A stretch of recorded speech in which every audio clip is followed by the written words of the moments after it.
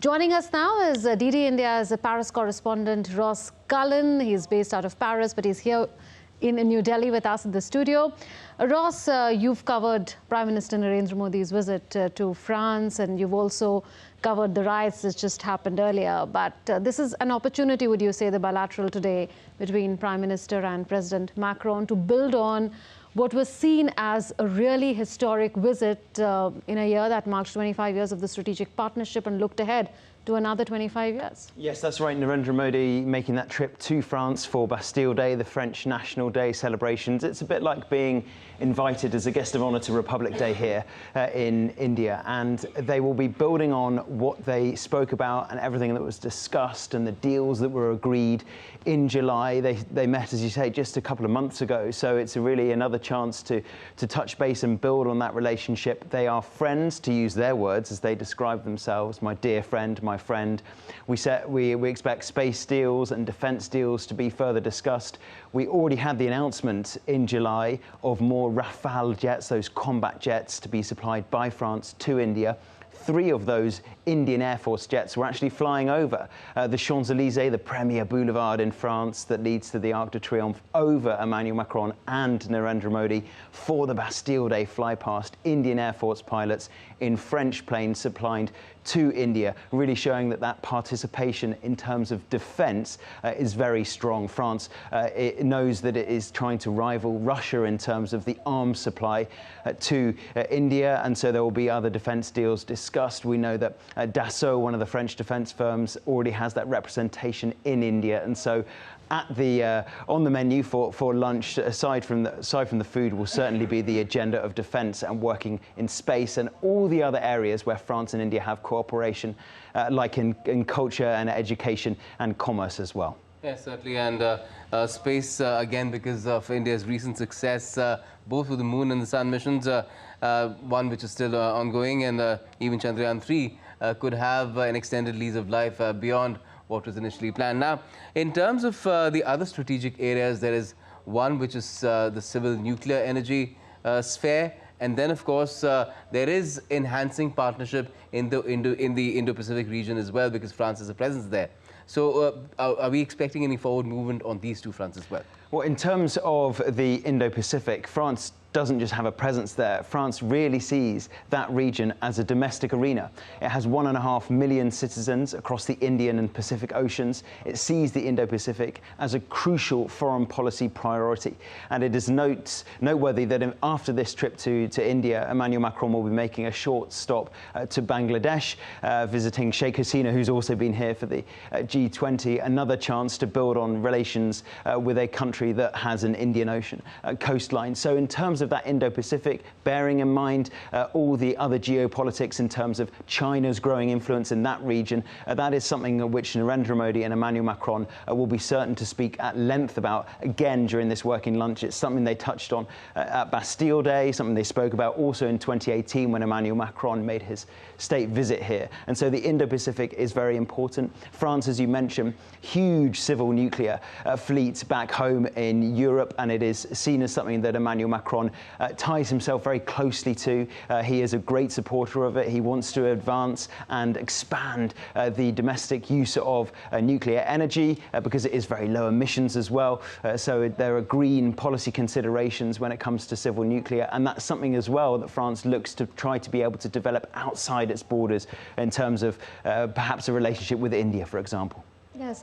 Ross, what are you learning on possibly a French connection in forging consensus over the G20 New Delhi Declaration? Because we've seen Emmanuel Macron as a negotiator in the past, soon after the invasion or the war started, and now we are seeing more of Erdogan in that role, but we've seen Mr. Macron in the past playing a negotiator of sorts. So in this context, are you learning of any sort of a role of mediation that France may have played between Russia and the G7? You're absolutely right, Mimran. After the war broke out in February 2022, Emmanuel Macron was regularly on the phone with Vladimir Putin.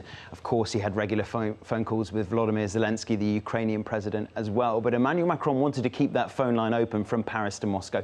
He thought it was very important to keep Vladimir Putin in the conversation, to try to, if it was possible, speak about dialogue, bring a close end, a short end to the war, which has obviously now been going on since February 2022, so it's 18 months of the conflict. And the phone calls came to an end in terms of the Putin-Macron conversation. It was something that he wanted to keep going, but we now know, obviously, Vladimir Putin absent from the G20. He's got other priorities at home. He's often said he's focused on the special military operation, as Moscow describes the war in Ukraine, or other domestic considerations. But in terms of Sergei Lavrov's presence here, that is something that is important for Emmanuel Macron specifically in the European Union more broadly. Opportunities on the sidelines of these major summits with so many players for discussions, even if it is just at the aid level or the assistance level, to try to keep that conversation going about trying to bring a swift end to the conflict. In terms of the wider consensus, the Delhi Declaration,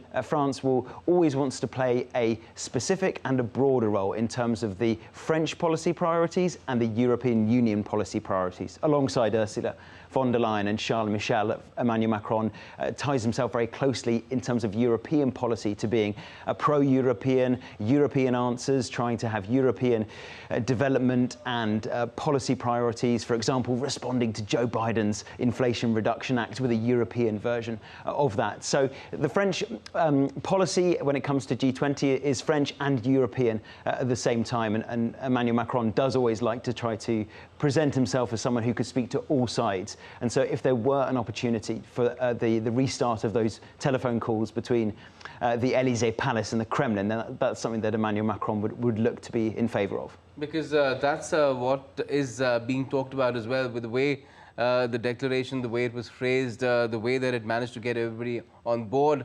There is a lot of speculation around a renewed effort at peace, so that it doesn't become an agenda that would hijack the next G20 meeting that will take place in Rio.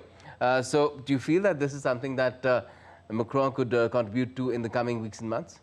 Yeah, certainly. It's an area that is very important for European allies. Let's make it clear that Emmanuel Macron is part of that Western alliance, supplying military aid, humanitarian assistance, financial support to Kiev to try to fight off the ongoing Russian invasion. He's alongside Joe Biden, alongside Rishi Sunak and other members of the European Union like Olaf Scholz, who's also here, in supporting Ukraine and also working within the framework of NATO to try to support Ukraine. But it is something that if we look at the language, the terminology that was used, does seem to have pleased Sergei Lavrov that his country wasn't mentioned specifically. But it also has maybe pleased the West, the fact that there was a specific mention of the territorial integrity of states and upholding that territorial integrity and not trying to carry out land grabs. We heard from the US National Security Advisor saying that he was pleased that that part of the phrasing had made it into the final communique, and that is something that the Europeans would line up behind as well in terms of the terminology. It does seem to be something that has maybe pleased both sides, but in terms of the Western point of view when it comes to the war in Ukraine, there is no doubt about it. They do want to see Russia pull all of its forces out of the country and bring the war to an end.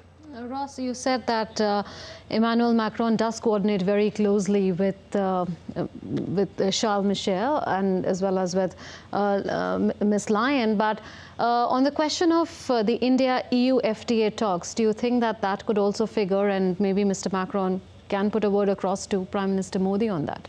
There is discussion at the EU level when it comes to Ursula von der Leyen, Charles Michel, but there are always machinations behind the scenes, particularly by Berlin and Paris. Both those two huge motors of the EU do try to influence the policy at Brussels level, and so you can never have an EU-India free trade agreement, for example, without specific focus behind the scenes by Berlin and Paris, particularly pushing their national priorities and what they do see as their European priorities. And certainly we do see sometimes some of the smaller EU states do feel that there is a loud voice from Berlin and Paris, particularly having perhaps an undue influence on certain areas of EU policy simply because of the weight that France and Germany place on themselves within the European sphere. And the issue of mobility as well, we've seen that coming in the way sort of to the FTA that we're trying to get together with the UK, even with the EU. Is that an issue that, again, is better to be kept extraneous to a simple trade deal, or is that something that has to be part and parcel of a comprehensive deal that is, again, complicated matters?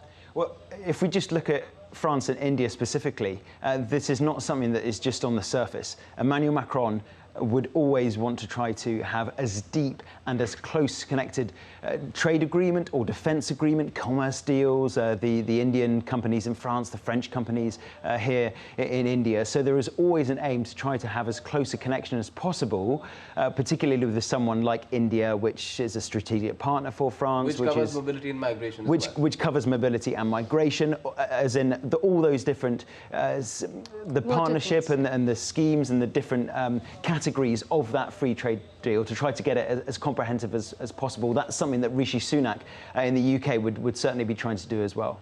Absolutely, as UK is also negotiating an FTA, a separate one after Brexit with India. Thank you, Ras, for joining us. Thanks a lot, Ross. We'll, of course, try and get you again when that bilateral happens, as we learn of it. But thanks for the moment.